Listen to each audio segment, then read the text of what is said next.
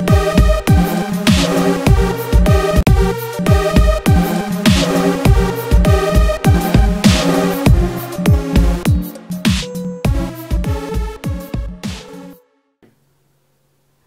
friends, we are going to learn a very important and very interesting topic of grammar, and that is direct and indirect speech. એને ગુજરાતીમાં પ્રત્યક્ષ અને પરોક્ષ એવી વાક્ય રચના કહેવામાં આવે છે.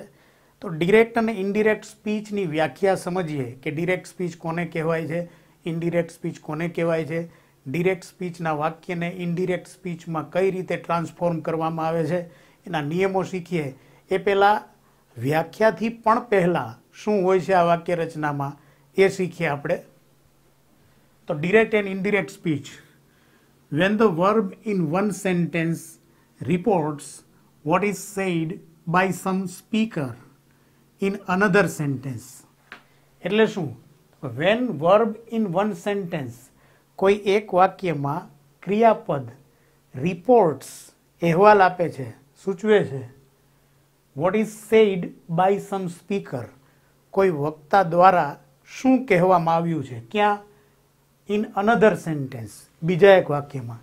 તો ત્યારે આ બંને વાક્યમાં એક વાક્યની અંદર એક વર્બ છે અને એક વાક્યની અંદર એક રિપોર્ટેડ સ્પીચ છે. તો એ કેને કહેવાશે એ સમજીએ. The verb in the first sentence is called reporting verb. પહેલા વાક્યમાં જે વર્બ આવે છે એને રિપોર્ટિંગ વર્બ કહેવાય છે. તો અહીંયા પહેલાં આપણે એ સમજી લઈએ. માય ટીચર સેઇડ, આ પેલું વાક્ય જે છે એનો ભાગ છે, આ બીજો ભાગ છે. તો અહીંયા આ જે વર્બ છે ને said, that is reporting verb. આને રિપોર્ટિંગ વર્બ કહેવામાં આવે છે. આ અહીંયા સેઇડ છે. કોઈ વાક્યમાં સેઇઝ હોઈ શકે, સે હોઈ શકે, વિલ સે હોઈ શકે. તો આ રિપોર્ટિંગ વર્બ છે. And what is said in the second sentence, બીજા વાક્યમાં શું કહેવામાં આવ્યું છે, ઇઝ કોલ્ડ રિપોર્ટેડ સ્પીચ. આ આટલો જે ભાગ છે એને કહેવામાં આવે છે રિપોર્ટેડ સ્પીચ. તો પહેલાં તો આપણે આ સમજવાનું છે. ત્યાર પછી આગળ ડેફિનેશન શું છે ડિરેક્ટ સ્પીચ અને ઇનડિરેક્ટ સ્પીચની, અને કઈ રીતે વાક્યોને ટ્રાન્સફોર્મ કરવાના છે એ આગળની વાત છે. હવે જુઓ, it is expressed in two ways. આ અભિવ્યક્ત કરવામાં આવે છે બે રીતે. એક તો એક્ચ્યુઅલ વર્ડ્સ અને બીજું સબસ્ટન્સ. એક્ચ્યુઅલ વર્ડ્સ એટલે કે મૂળ જે શબ્દો હોય એના એ જ. સબસ્ટન્સ એટલે કે સારાંશ. હવે આપણે આગળ સમજીએ કે ડિરેક્ટ સ્પીચ અને ઇનડિરેક્ટ સ્પીચની ડેફિનેશન શું છે અને કઈ રીતે આપણે ટ્રાન્સફોર્મ કરી શકીએ વાક્યોને. Let's learn the definitions of direct speech and indirect speech. તો ડિરેક્ટ સ્પીચ અને ઇનડિરેક્ટ સ્પીચની વ્યાખ્યાઓ આ રીતે છે. Direct speech, if we repeat the words of a speaker, જો આપણે કોઈ વક્તા છે એના શબ્દોને રિપીટ એટલે કે પુનરાવર્તિત કરીએ, exactly in his own words, એના પોતાના જ શબ્દોમાં, એટલે કે કોઈ પણ બીજા શબ્દોનો ઉપયોગ કર્યા વગર, એમને એમ જ, it is cold direct speech. તેને ડિરેક્ટ સ્પીચ કહેવામાં આવે છે, એટલે કે પ્રત્યક્ષ વાક્ય રચના.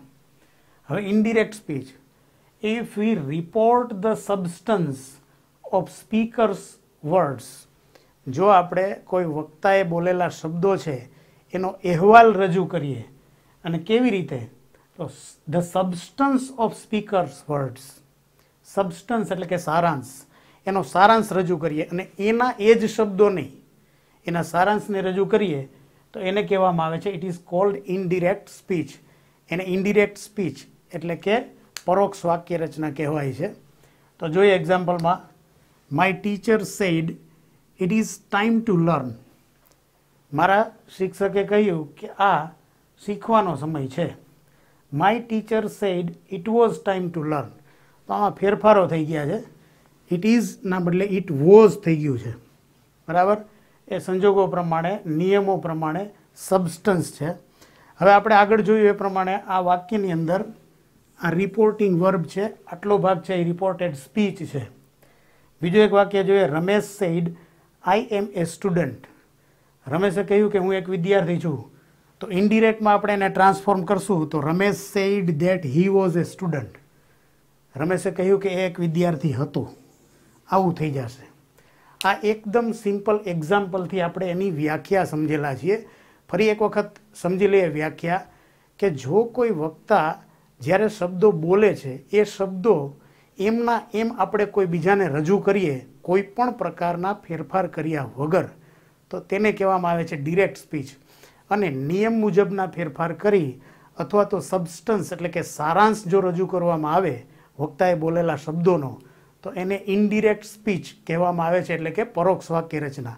આ એની વ્યાખ્યા છે. અને હવે આપણે એક્ઝામ્પલથી એ નિયમો સમજવાના છે કે કઈ રીતે આપણે ડિરેક્ટ સ્પીચના વાક્યને ઇનડિરેક્ટ સ્પીચમાં ટ્રાન્સફોર્મ કરી શકીએ. તો હવે જોઈએ કઈ રીતે ટ્રાન્સફોર્મ કરવામાં આવે છે ડિરેક્ટ સ્પીચના વાક્યને ઇનડિરેક્ટ સ્પીચમાં. તો બરાબર ધ્યાનથી સમજજો. આપણે એક્ઝામ્પલ્સથી સમજવા જઈ રહ્યા છીએ કે ડિરેક્ટ સ્પીચના વાક્યને ઇનડિરેક્ટ સ્પીચમાં કઈ રીતે ટ્રાન્સફોર્મ કરી શકાય અને એના શું નિયમો છે. ડિરેક્ટ સ્પીચનું આપણે એક વાક્ય જોઈએ.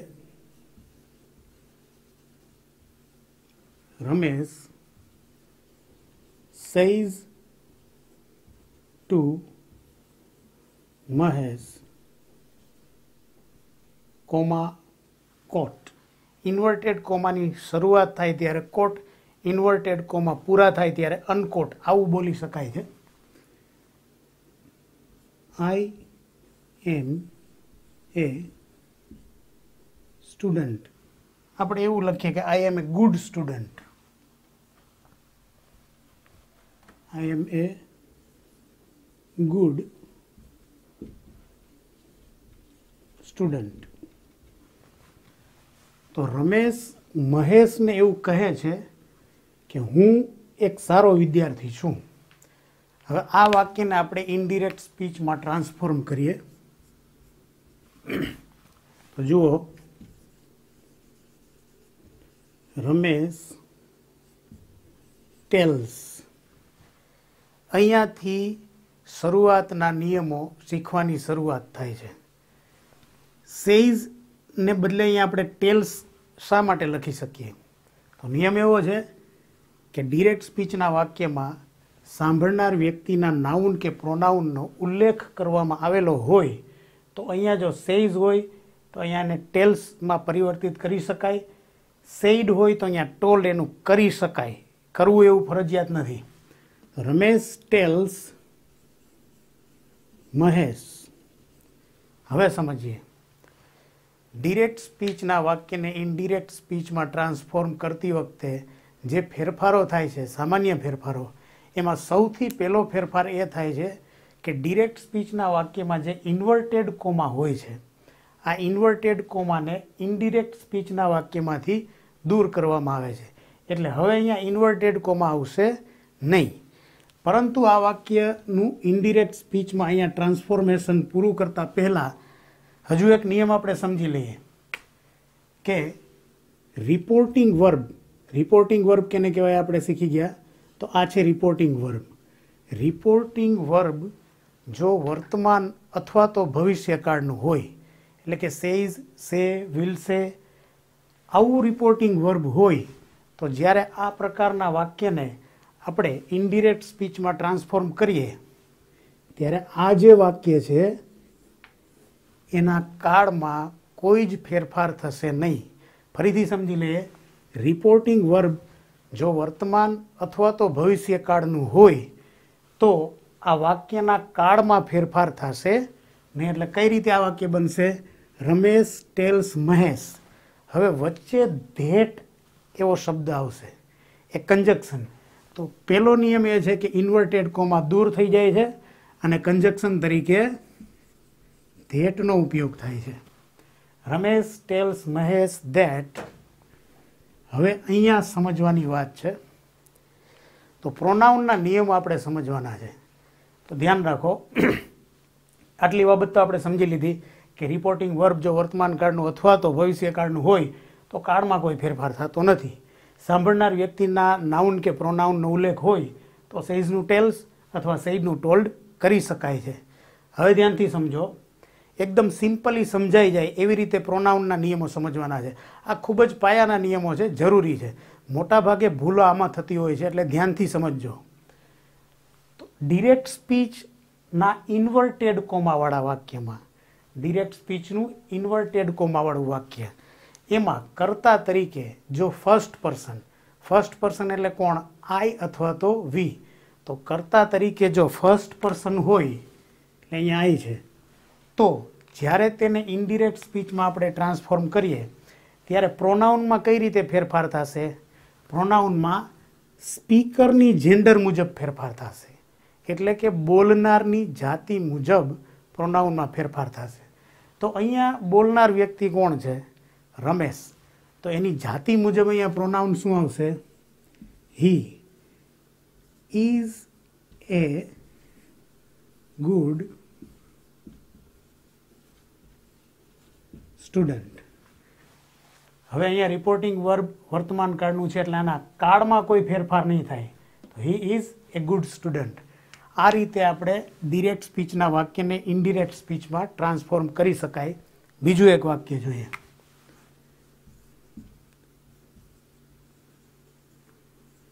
Ramesh says to Reena, you are a good student. Ramesh રીનાને કહે છે કે તું એક સારી વિદ્યાર્થીની છે. હવે આપણે આને ટ્રાન્સફોર્મ કરીએ ઇનડિરેક્ટ સ્પીચમાં, તો આટલી આપણને ખબર છે. રમેશ સેઝનું આપણે ટેલ્સ કરી શકીએ, રીના કંજક્શન તરીકે ધેટનો ઉપયોગ કરી શકીએ. તો રમેશ ટેલ્સ રીના ધેટ. ફરી એક વખત સમજીએ. ડિરેક્ટ સ્પીચના ઇન્વર્ટેડ કોમાવાળા વાક્યમાં કર્તા તરીકે જો ફર્સ્ટ પર્સન હોય તો એને ઇનડિરેક્ટ સ્પીચમાં ફેરવીએ ત્યારે સ્પીકરની જેન્ડર મુજબ પ્રોનાઉનમાં ફેરફાર થાય છે. પરંતુ જો ડિરેક્ટ સ્પીચના ઇન્વર્ટેડ કોમાવાળા વાક્યમાં કર્તા તરીકે સેકન્ડ પર્સન એટલે કે યુ હોય, તો જેને સંબોધીને કહેવામાં આવેલું હોય અથવા તો સાંભળનાર વ્યક્તિ, તેની જેન્ડર મુજબ પ્રોનાઉનમાં ફેરફાર થશે. તો અહીંયા કોને સંબોધીને કહેવામાં આવેલું છે? રીનાને. તો કઈ રીતે ફેરફાર થશે? That she is a good student. તો જુઓ, Ramesh says to Reena you are a good student. Ramesh tells Reena that she is a good student. હજી એક વાક્ય આપણે જોઈએ. Ramesh says to Mahesh, Paresh is a good student. હવે એનું ઇનડિરેક્ટમાં આપણે ટ્રાન્સફોર્મેશન કરીએ તો આટલું તો આપણને આવડે જ છે. રમેશ, હવે આ રમેશ અને મહેશ એકદમ કોમન નામ છે, એટલા માટે હું આનો ઉપયોગ કરું છું. સમજવામાં એમાં આસાની રહે છે. તો રમેશ ટેલ્સ મહેશ ધેટ. આટલી આપણને ખબર છે. હવે આપણને એ પણ ખબર છે કે ડિરેક્ટ સ્પીચના ઇન્વર્ટેડ કોમાવાળા વાક્યમાં કર્તા તરીકે જો ફર્સ્ટ પર્સન એટલે કે આઈ અથવા તો વી હોય તો સ્પીકરની જેન્ડર મુજબ ફેરફાર થાય છે. અને ડિરેક્ટ સ્પીચના ઇન્વર્ટેડ કોમાવાળા વાક્યમાં કર્તા તરીકે જો યુ એટલે કે સેકન્ડ પર્સન હોય તો લિસનર અથવા તો જેને સંબોધીને કહેવામાં આવતું હોય એની જેન્ડર મુજબ ફેરફાર થાય છે. અને ડિરેક્ટ સ્પીચના ઇન્વર્ટેડ કોમાવાળા વાક્યમાં કર્તા તરીકે જો થર્ડ પર્સન એટલે કે હી સી ઈટ અથવા તો ધે હોય તો કોઈ ફેરફાર થતો નથી.